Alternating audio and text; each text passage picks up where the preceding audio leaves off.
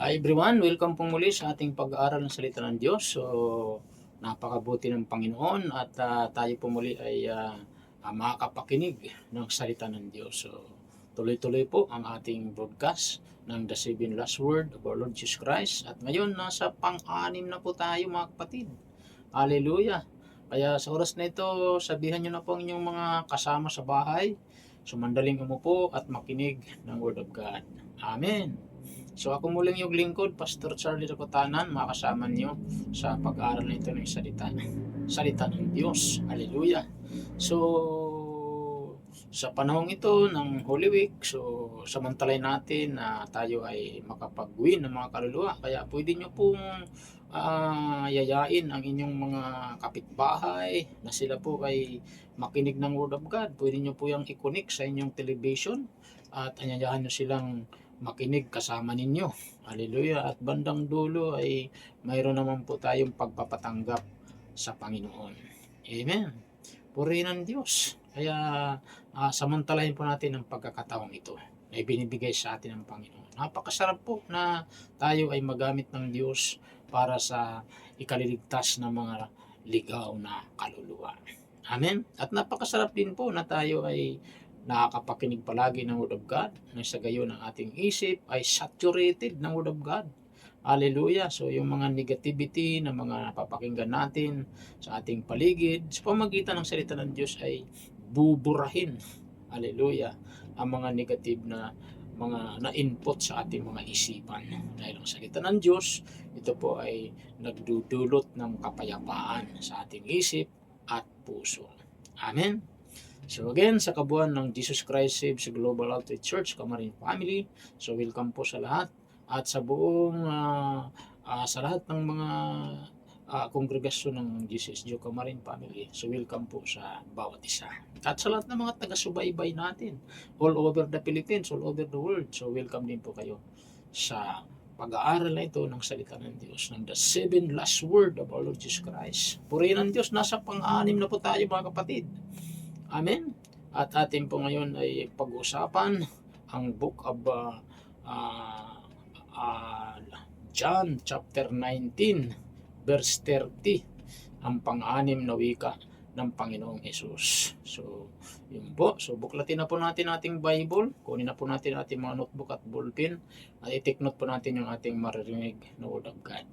So, sabi po ng John 19:30, so sabi dito, so when Jesus had received the sour wine, so he said, it is finished. And bowing his head, so he gave up his spirit. Jesus gave up his spirit. So Jesus sighed is tears. So nang masipsip na ni Jesus ang alak, yung po'y suka. So sinabi niya, naganap na. Iniyuko niya ang kanyang ulo at nalagot ang kanyang hininga. Hallelujah. So yun po ang book of John 19 verse 30. So sumandali muna tayo mo ko. Lord, thank you sa mga paalaala mo sa salitang ito na aming mapapakinggan. Mangusap ka sabot sa amin at ang bawat salita na aming mapapakinggan, ito po ay aming may pamuhay, Panginoon. Marami pong salamat, Lord. Hallelujah. Pagpalain niyo lahat ng mga nakatune in sa oras nito. Tunat mo yung mapagpalang kamay sa pangalan ni Jesus. Holy Spirit, thank you. Kayo ang aming dakilang guro sa oras nito. Tulungan niyo rin po ako, Diyos, may preach ko yung salita without interruption. In Jesus' name, this is my prayer. Amen. Amen. Hallelujah. So, 6 words of Jesus Christ on the cross of Calvary, na sabi niya, it is finished. Amen. So, the profound lessons from Jesus' final words, so it is finished. So, ito ay ang matinding, napakalalim na aral mula sa huling salita ni Jesus. Naganap na ang lahat. Hallelujah. Purihin ng Diyos. So, pag sinabing it is finished, mga kapatid, sa ating panimula, sa salitang Griego po ay tinawag po itong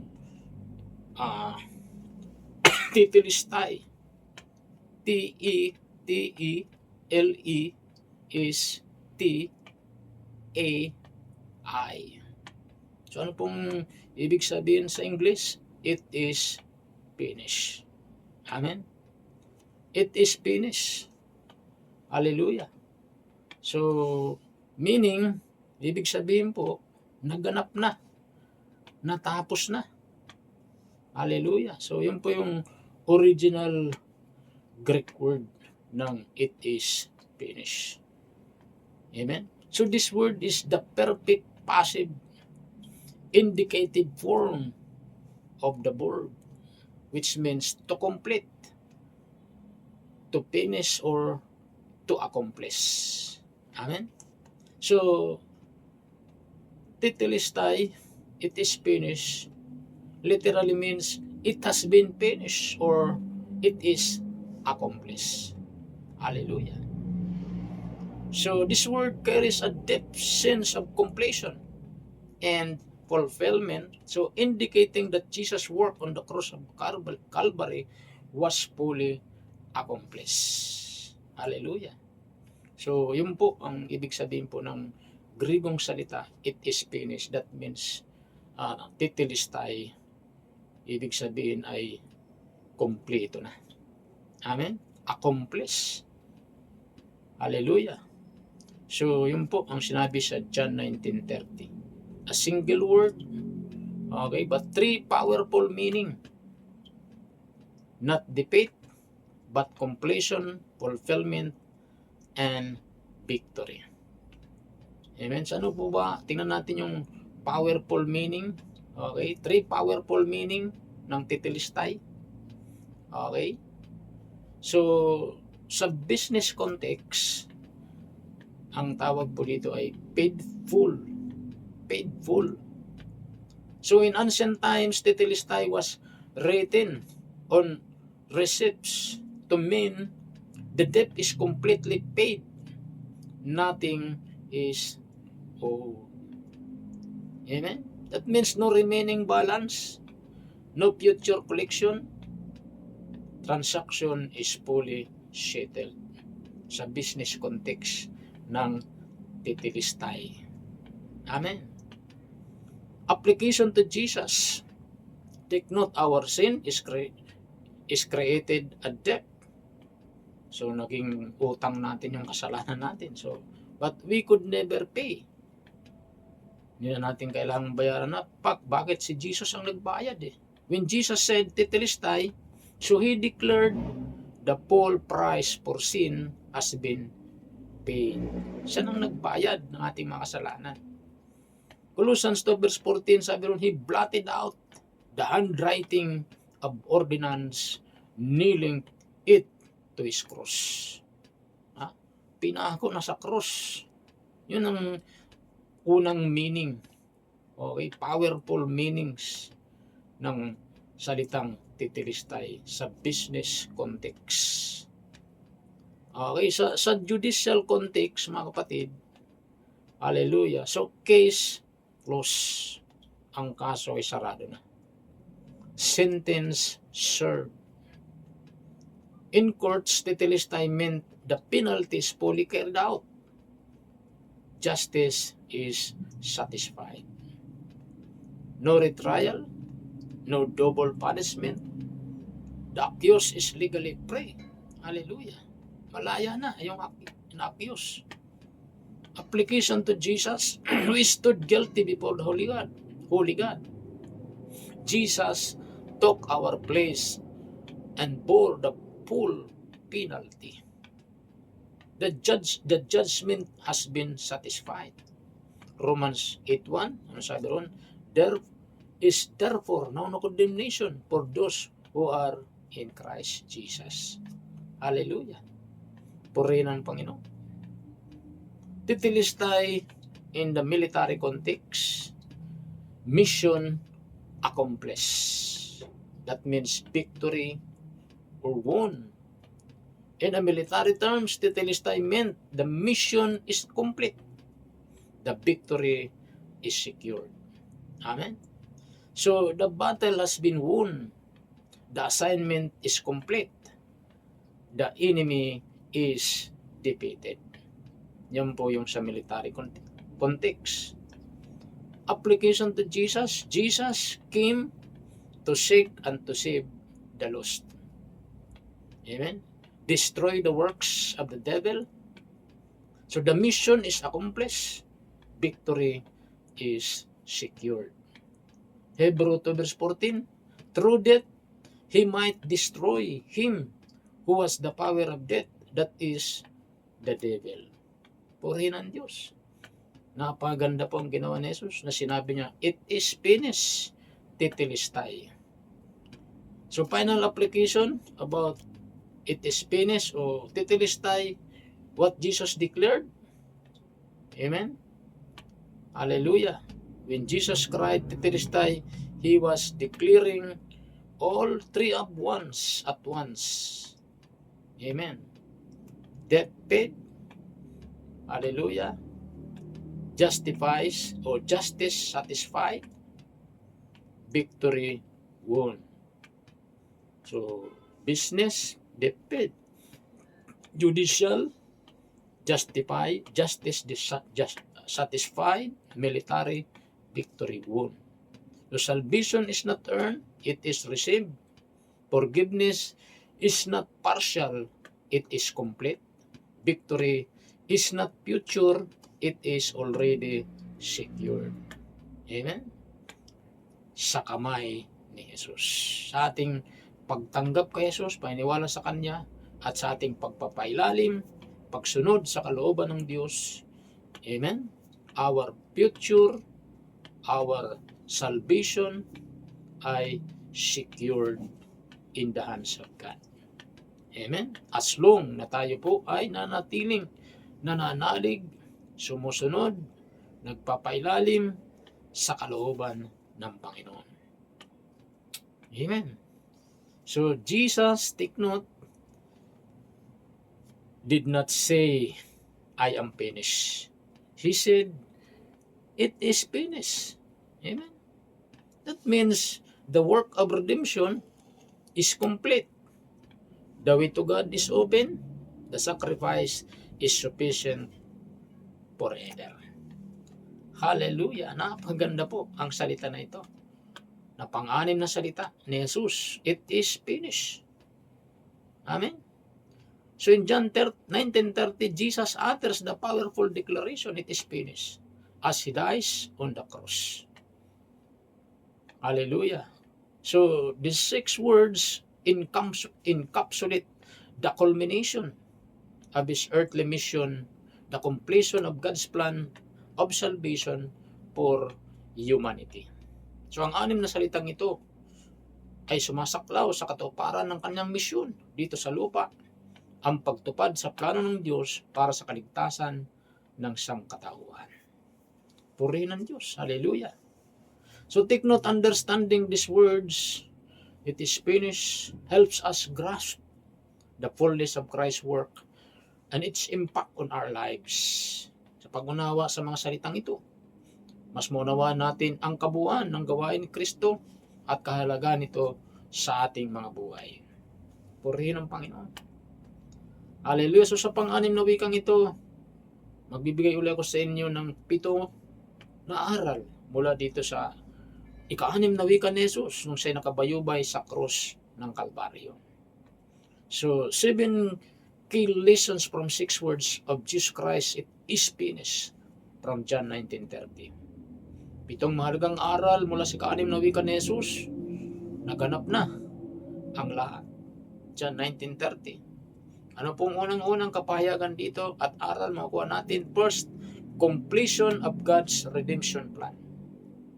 Katuparan o kakumplituhan ng plano ng Diyos para sa kaligtasan. Take note, Jesus' statement signifies that His work of salvation is fully accomplished. Hallelujah. Ipinahayag ni Jesus na natapos na ang kanyang gawain para sa kaligtasan ng tao. Hebrew 10 verse 12, but this man, after he had offered once sacrifice for sins, forever sat down on the right hand of God, o in the right hand of God. Ngunit si Kristo ay minsan lamang naghandog para sa mga kasalanan at pagkatapos ay umupo sa kanan ng Diyos. Hallelujah. Purihin ang Panginoon. So tinapos ni Jesus ang kanyang misyon. Amen? Ang mission niya dito sa lupa, to seek and to save that which was lost. Ang mission niya sa kanyang pagpunta rito sa lupa, siya po ay tubusin ang buong sangkatauhan sa pamagitan ng kanyang kamatayan sa krus. Amen? Mission accomplished. Purihin ang Panginoon. Hallelujah. Ganyan kabuti ang Diyos. Ganyan niya tayo kamahal. Amen? So siya po ay pumunta rito sa mundong ito. Sumunod siya sa utos ng Ama. Sa pagsinugo siya ng Ama upang tayo tubusin sa tiyak na kapahamakan sa impyerno. Amen? Hindi madali ang ginawa ni Jesus. Hindi madali ang kanyang misyon. Napakahirap ang kanyang dinanas. Pero hindi siya give up sa kanyang misyon. Para lang tayo ay sagipin sa tiyak na kapahamakan. Nirescue niya tayo. Amen? Tayong mga mapapahamak. Amen? Purihin ang Diyos. Kaya ikaw at ako, may mission din po tayo. Magamit tayo ng Diyos sa ikaliligtas ng maraming ligaw na kaluluwa. Paggamit natin ang buhay natin para makapagligtas ng maraming kaluluwa. Amen? Ang population ng sangkatauhan ay nasa mahigit 8 billion na po as of this year, 2026. Mangilan-ngilan pa lang po ang naliligtas. Mga kapatid, halos nasa mahigit 2 billion pa lamang po, almost 2.6 billion pa lamang po ang mga nagsasabing sila naniniwala sa Diyos. So sa 2.6 billion na yan, 2.66 billion na yan, hindi pa natin alam kung pure Christian lahat yan. Amen? So medyo sasalain pa po yan. Napakarami pa pong mapupunta sa impyerno. Kailangan natin gawin ang mission ni Jesus. Kung anong mission ni Jesus, yun din ang mission natin. To seek and to save that which was lost. Amen? Purihin ang Diyos. So, yun po ang unang-una na kapahayagan ng sinabi ni Jesus, it is finished. Titilistay. First is the completion of God's redemptive plan. Amen? So, plinano ng Diyos ang kaligtasan ng tao. Kaya nga sabi ng John 3:16, for God so loved the world, He gave His only begotten Son, Jesus. Whosoever believeth in Him, Jesus, should not perish but have eternal life. Amen? Purihin ang Diyos. Hallelujah.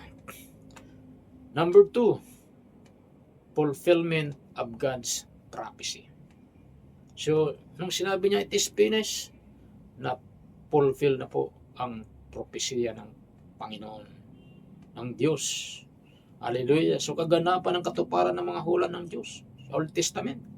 Jesus fulfilled the Old Testament prophecies regarding the Messiah's suffering and sacrifice. Tinupad ni Jesus ang mga propesya ng lumang tipan tungkol sa Mesiyas na magpapakasakit para sa katauhan. Isaiah 53 verse 5 sabi roon, but He was wounded for our transgression, so He was bruised for our iniquities. Ngunit dahil sa ating mga kasalanan, kaya siya nasugatan. Siya'y binugbog dahil sa ating kasamaan. Tayo'y gumaling dahil sa pahirap na dinanas niya at sa mga hampas na kanyang tinanggap. Amen? So lahat ng sakit at hirap ay dinanas ni Jesus. Just imagine nung hinahampas siya ng gano'n. Ha? Yung bakal na yun na hinahampas ay pagkahinila ay may naladarang laman. Ganun kahirap, ganun kasakit ang dinanas ni Jesus. 39 lases sa katawan ni Jesus. Take note, tinumbasan po yun ng pagpapagaling ni Jesus sa lahat ng uri ng mga sakit at karamdaman. Ganyan tayo kamahal ni Jesus. Siya yung umako ng ating mga kasalanan. Tayong dapat maparusahan, tayong dapat latiguhin. Pero inako ni Jesus dahil mahal kanya. Mahal niya ako. Mahal niya tayong lahat. Hallelujah. Purihin ang Diyos. Amen. Number 3, nakapahayagan ng sinabi ni Jesus, Tetelestai, it is finished. Victory over sin and death. Amen. Tagumpay laban sa kasalanan at kamatayan.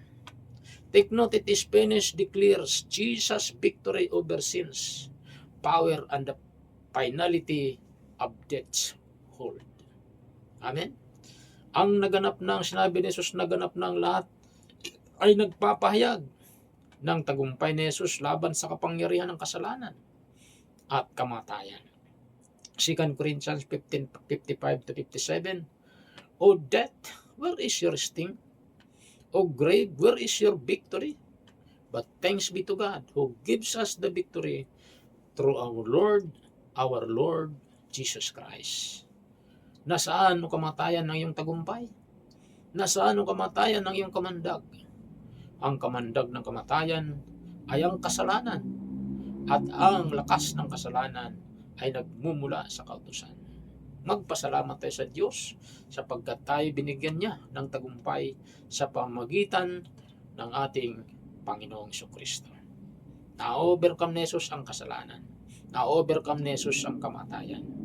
Kaya wala na tayong dapat ipag-alala. Amen. Kaya kapatid, ano man ang kalagayan mo ngayon, ikaw man ay nabubuhay sa kasalanan, may pag-asa kay Jesus. Ano lang kailangan? Ang way out ng kasalanan, repentance. Come to Jesus. Ask for forgiveness. At bibigyan ka ng bagong buhay. Patatawarin ka ng Diyos. Patatawarin tayo ng Diyos. Why? Because God loves us so much. Amen? Pang-apat, sinabi ni Jesus, it is finished sa pang-anim na wika. Tetelestai, that means sufficient sacrifice for all. Hallelujah. Sapat na sakripisyo para sa lahat. Hindi na kailangan dagdagan. Take note, Jesus' sacrifice is complete and sufficient to redeem all who believe. Nothing more is needed. Amen? Ang sakripisyo ni Jesus ay ganap at sapat upang tubusin ang lahat ng nananalig sa Kanya. Hindi na kailangan dagdagan pa. Wala nang kailangan idagdag. Amen? So, ang kaligtasan po natin ay sa pamagitan ng ating pagtitiwala sa Diyos. Sinacrifice na ni Lord ang Kanyang buhay. So, no need. Hindi mo na kailangan dagdagan pa para ka lang maligtas. Hindi mo na kailangan lumakad pa ng paluhod mula doon sa pintuan ng simbahan hanggang altar para ka lang maligtas. Hindi mo na kailangan magpalatigo at magpapako sa krus para ka lang maligtas. Hindi mo na kailangan pa nasaktan pang sarili mo para ka lamang maligtas. Simple lang. Maniwala ka sa ginawa ni Jesus sa krus ng Kalbaryo. Paniwalaan natin ang ginawa niya sa krus ng Kalbaryo. Sampalatayanan natin siya na siyang nagligtas sa atin. Ang kanyang sakripisyo sa krus ng Kalbaryo. Magsisi sa kasalanan. Tanggapin siya bilang Lord and Savior ng buhay natin. Sure ang ating kaligtasan. At mamuhay tayo ayon sa kanyang kalooban habang tayo nabubuhay sa mundong ito. Amen? So yan po ang katotohanan mga kapatid. Sufficient na po ang sakripisyo ni Jesus para sa lahat. Hindi na kailangan dagdagan. Amen? Sapat na ang sakripisyong ginawa ni Jesus sa krus ng Kalbaryo. Jesus' sacrifice is complete and sufficient to redeem all who believe. Who believe. Nothing is more needed. Hallelujah. Romans 5:8-9, but God demonstrate His own love for us in this. While we were still sinners, Christ died for us. Ngunit, ipinadama ng Diyos ang kanyang pag-ibig sa atin nang tayo makasalanan pa. Hallelujah. So, si Jesus ay namatay para sa ating mga kasalanan. Kaya sa pamagitan ng kanyang dugo, tayo ngayon ay mapapawalang sala at tiyak na maligtas sa puot ng Diyos. Amen. Purihin ang Diyos. Yun po yung pang-anim na kapahayagan at aral dito po sa kanyang pang-anim na salita, Tetelestai, it is finished. Amen. Panglima na kapahayagan ng kanyang sinabi, Tetelestai, it is finished. Fifth is invitation to rest and peace. Hallelujah. Paanyaya sa kapahingahan at kapayapaan. Take note, Christ's finished work in the cross of Calvary offers believers rest from trying to earn salvation through works. Amen? Ang natapos na gawain ni Jesus sa cross ng Kalbaryo ay nagbibigay ng kapahingahan sa mga mananampalataya na hindi na kailangang magsikap pa sa sariling gawa para sa kaligtasan. Amen? Purihin ng Diyos. So, hindi mo na kailangan pang gumawa na kung ano-ano para maligtas ka. Nasabi ko kanina, hindi mo na kailangan magpapako pa sa cross, magpalatigo, lumakad ng paluhod mula sa pintuan ng simbahan hanggang altar para ka lang maligtas. Hindi mo na kailangan pahirapan pang sarili mo. Paniwalaan na lang po natin ang tinapos na gawa ni Jesus sa krus para sa kaligtasan mo, kaligtasan ko, kaligtasan nating lahat. Amen. Purihin ng Diyos. So ang paggawa ng mabuti ay pagkatapos ng maligtas. Hindi tayo gumagawa ng mabuti para maligtas. Kaya tayo gumagawa ng mabuti dahil tayo ligtas na. Amen. Purihin ng Diyos. Anong paanyaya ni Jesus sa Matthew 11:28 to 30? Ang sabi niya, "Come to me, all you who are weary, and I will give you rest." Amen. Lumapit kayo sa akin, kayong lahat na nahihirapan, napapagal, nabibigat ang lubha. Sa inyong pasanin, kay bibigyan ko ng kapahingahan. Bigat na bigat ka na ba, kapatid? May kapahingahan kay Jesus. Lumapit lang tayo kay Jesus. Pag lumapit tayo kay Jesus, bibigyan tayo ng kapahingahan. Alam niyo ang kagandahan sa ating Panginoon? Pag samasamahin na ang 8 billion population ng tao sa mundong ito, sabay-sabay na lumapit kay Jesus, o hindi tayo tatanggihan. Sabi ng John 6:37, lahat ng lalapit kay Jesus ay walang isa man na kanyang itataboy. Amen. Ang katotohanan, maghapon nakaunat ang kamay ni Jesus para tanggapin tayo. Amen. Naghihintay lang siyang may lalapit sa kanya. Basahin niyo po Isaiah 65 verse 1 hanggang sa sumusunod na talata. Maghapon nakaunat ang kamay ni Jesus para tanggapin ang sinumang lalapit sa kanya. Amen. Purihin ang Diyos. Pang-anim na kapahayagan at aral mo kuha natin dito sa kanyang pang-anim na salita. Titilistay, it is finished. Number 6 is call to faith and trust in God. Amen. Hamon, panawagan na manalig at magtiwala sa Diyos. Amen. So sabi ni Jesus, it is finished. Hinahamon niya ang buong sangkatauhan, manalig sa kanyang ginawa sa krus. Amen. Natapos niyang nagawa sa krus, siya ay nananawagan, it is finished. Nasabi niya sa ating lahat, tapos na. Ang kailangan nating manalig at magtiwala sa ginawa niya sa krus ng Kalbaryo. It is finished. Tinapos na, sabi ni Jesus. Titilistay. Hallelujah.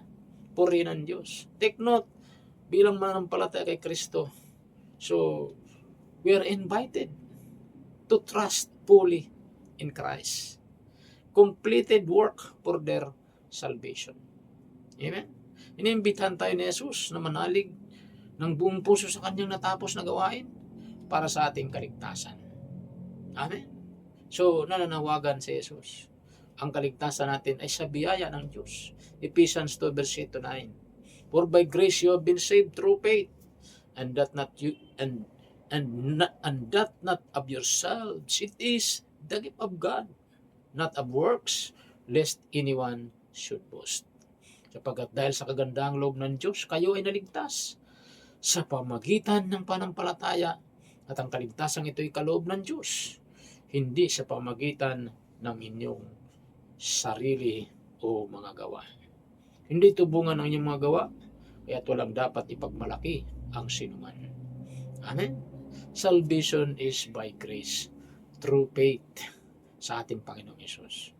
Kasi kung ibabase ang kaligtasan sa mga gawa, sasabihin ng mga may kaya sa buhay, ay ako maganda ang ginawa ko, nagpatayo ako ng malaking katedral, namigay ako ng maraming mga grocery, namigay ako ng mga sako-sakong bigas, siguro naman ligtas na ako.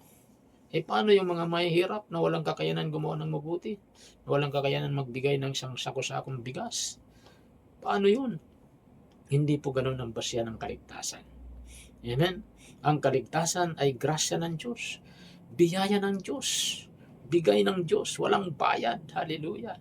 Ano lang kailangan natin gawin? Lumapit sa Kanya. Magtiwala sa Kanyang ginawa sa krus ng Kalbaryo. Hallelujah. Magsisi sa kasalanan. Tanggapin natin si Jesus bilang Lord and Savior ng buhay natin, bilang tagapagligtas. Hallelujah. Mamuhay ayon sa Kanyang kalooban. Ganyan lang po kasimple ang kaligtasan, mga kapatid. Amen? Kaya napakabuti ng Diyos, mga kapatid. Tinatawagan tayong manampalataya at magtiwala sa Kanya. Bakit? Bakit sinabi niya? Sinigaw niya, it is finished. Tapos na. Amen? So, nawagan lang siya magtiwala tayo sa Kanya. Lastly, ito po tayo magtatapos, pang-7. Nakapahayagan ng salitang tetelestai, it is finished. Sinabi ni Jesus nung siya nakabayube sa krus, ang kanyang pang-6 na salita is number 7, hope for eternal life. Amen? It is finished. May pag-asa na. Natapos na ang ginawa ni Jesus ng pagtubos. Kasunod na po ang buhay na walang hanggan. Wow! Hallelujah! So pag-asa sa walang hanggan, buhay. Purihin ang Diyos. Take note, Jesus' finished work in the cross of Calvary assures believers of eternal life with God. Amen? Ang natapos na gawain ni Jesus sa cross ng Kalbaryo, nagbigay katiyakan ng buhay na walang hanggan sa ating mga mananampalataya. Amen? Purihin ang Diyos. John 3:16, malinaw na malinaw. For God so loved the world, He gave His only begotten Son. Whosoever believeth in Him should not perish, but have eternal life. Hallelujah. Purihin ang Diyos. Sino mang manalig sa Kanya, hindi na mapapahamak sa impyerno, kundi magkakaroon ng buhay na walang hanggan. Amen? Sa ating pagkatapos, the 6 words of Jesus Christ on the cross of Calvary, it is finished, are powerful declaration of Jesus' victorious completion of God's plan for redemption of mankind. Ang 6 na salitang ito ni Jesus, ka-6 na wika, na sinabi niyang naganap na ang lahat, ay makapangyarihang pahayag, matagumpay, nakatuparan ng plano ng Diyos para sa kaligtasan ng buong sangkatauhan. They remind us that through Christ's sacrifice, sin is overcome, salvation is secured, and eternal hope is offered.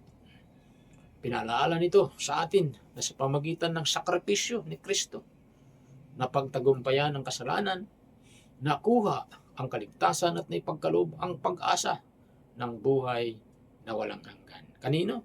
Sa mga nananalig kay Jesus. Amen? Purihin ang Diyos. So as believers in Christ, so we can rest in this finished work of Jesus Christ in the cross of Calvary, trusting fully in Jesus and grace and love. Amen? So bilang mga mananampalataya, kay Kristo maaari na tayong magpahinga at magtiwala sa natapos na gawa ni Jesus sa krus ng Kalbaryo, sa kanyang biyaya at pagmamahal. Pag sinabing magpahinga, ibig sabihin hindi mo na kailangan magtrabaho pa para maligtas ka at gumawa ka ng lahat ng uri ng mga paraan para maligtas ka. Amen?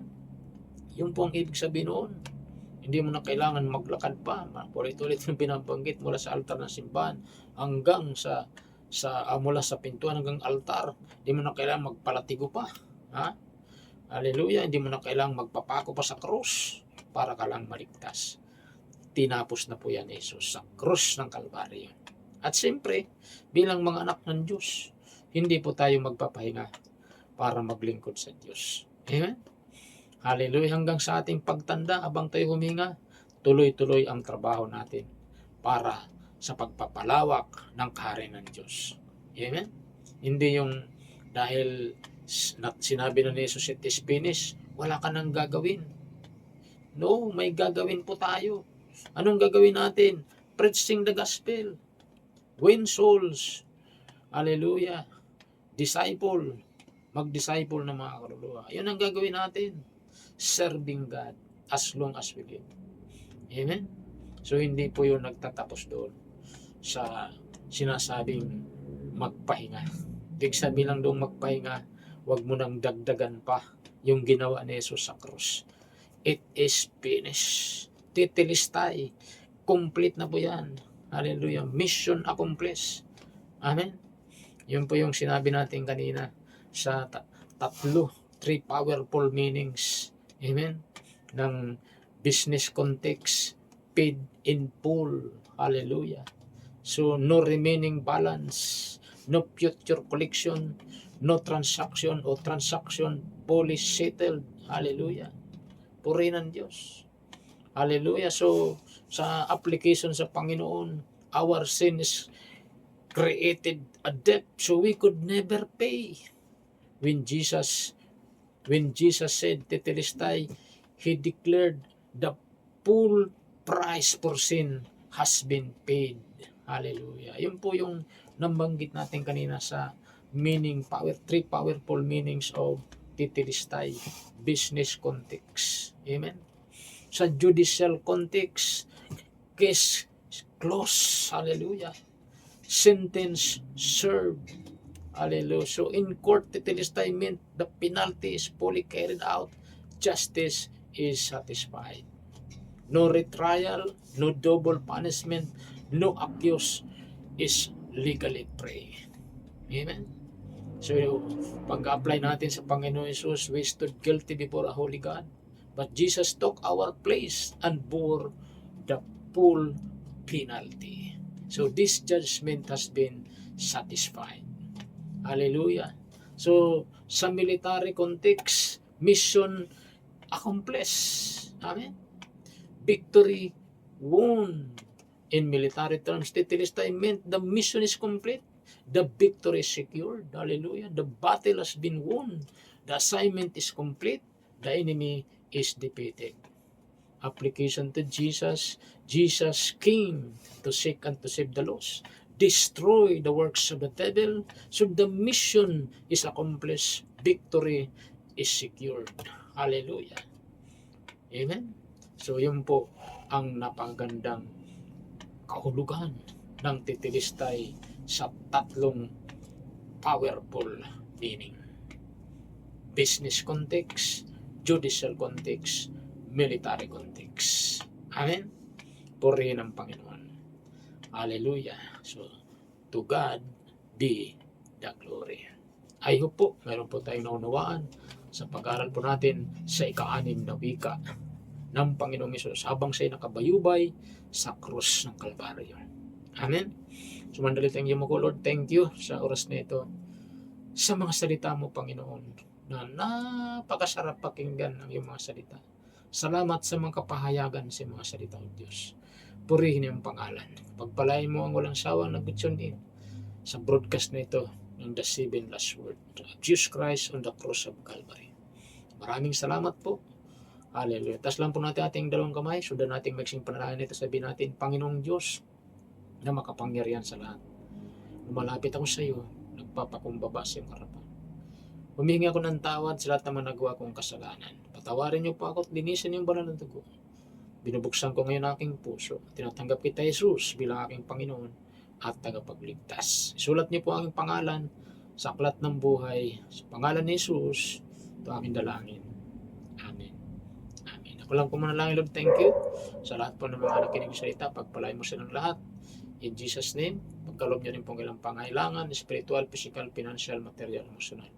Maraming po salamat o Diyos. Purihin na yung pangalan. All honor, glory, power belongs to you in Jesus' name. Amen. Amen. Amen. God bless po sa lahat. Bye-bye.